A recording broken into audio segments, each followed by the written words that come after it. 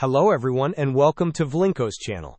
In today's video, I will show you how to resolve the missing DMO.dll error in Windows 11. And now, let's get started.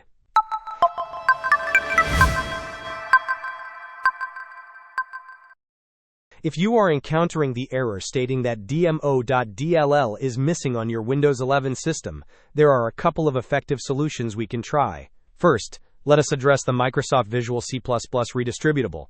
Open your web browser and search for Microsoft C++ Redistributable. Navigate to the official Microsoft C++ Redistributable page. Scroll down the page until you find the x64 version. Click on it, and once the download is complete, locate the installer file and click on it to open. You should see an option to repair the installation. Select Repair and allow the process to finish.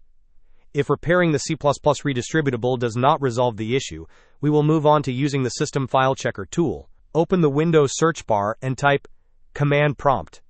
Right-click on Command Prompt in the search results and select Run as Administrator. In the Administrator Command Prompt window, type the command sfc/scannow and then press Enter.